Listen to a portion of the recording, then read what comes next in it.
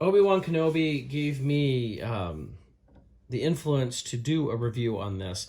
As anybody who's watched my channel knows that I do a lot of reviews comparing vehicles through the years to the different versions, different paint jobs, different molds we've got. We go to the T-16 Skyhopper. This is the only version we've ever gotten. This came out in, I believe, 1997, if I remember correctly, with the special edition stuff.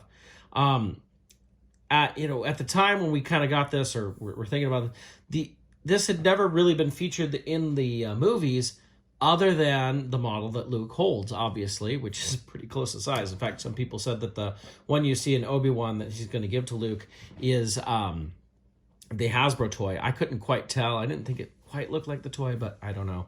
And of course, in the special editions, though, we do see one in the celebration at the end of, I guess, at the end of Return of the Jedi, yeah. When they go to Tatooine, we do see, like, the back end of one flying into Mos Eisley or whatever. So it is definitely seen in the movies a little barely, and it's probably the only reason why we've only gotten this one version of the T-16 Skyhopper. But I thought it'd be fun to go back and take a look at the ship. It's pretty unique in that way. How many ships are there that we've only gotten one version of? So let's look at how it's supposed to work here. So first of all, bring our wings down, and it probably looks a little more familiar that way. Bring back my camera a little bit so you can see it a little bit more. It doesn't have any landing gear. You just fold up the wings. It does have this cannon here, which you put on the back when it's landed like that, and it goes on the bottom like that, and you can actually fire off of it, right? Yeah, you fire right here. I don't want this to go. Ooh, mine's not firing. Oh, there we go. It didn't fire because I held it, but it's a pretty big missile. But that's not all. Like, you look at this like, well, how does the figure get into it? And that's just it. It was supposed to be like one of these two ships in one type of ideas. Let's see if I can get this to work. There we go. So it's got like a shell, and inside, it didn't come with a Luke figure. I've just had one in there. We had all this, and is the tail? No, the tail's not movable. But the wings are still movable because they attach right in and everything. You can see, we can look at the details there on the computer screens and everything for Luke, so you can bullseye womp rats. But it's an interesting thing that you get this little extra kind of vehicle inside. And you notice, like, in here, it's just a shell that goes into then, basically.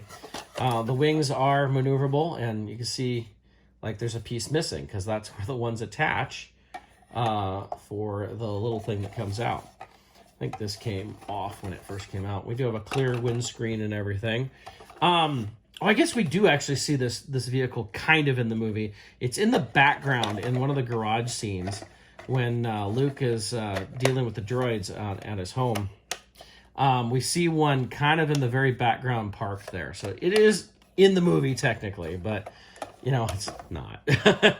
So I just thought it'd be fun to take a quick look at this old T-16 Skyhopper, because I can't really do a retrospective on it because there's been no other versions ever released through Hasbro. Now, Galoob did a Micro Machines version and an Action Fleet version. I'm trying to remember if there's anything else. I'm sure there's a couple others, but there have not been very many. The T-16 is largely not seen because it's not really featured in the films at all.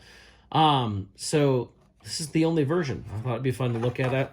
And, you know, you saw where Luke is when I pulled it out. You can see you can see his feet in there a little bit, where he is in there. That's got to be hard to see out of. I don't know how he's bullseyeing the Womp Rat seeing out of that. And it's a split windscreen with the tail piece coming down right down the middle there. But it's a unique vehicle. I thought it'd be interesting to go back and look at it.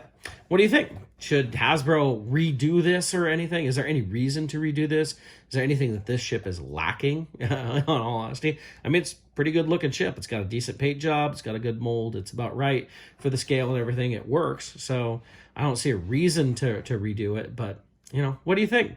Is this worth getting another ship out there at some point? Or I don't think these are even that expensive to go out and get. Is it just better to go out and find the old Power of the Force 2 one? So let me know what you think in the comments. But I thought it'd be fun to go back and look at the old T-16 Skyhopper from the Power Force 2 line in 1997.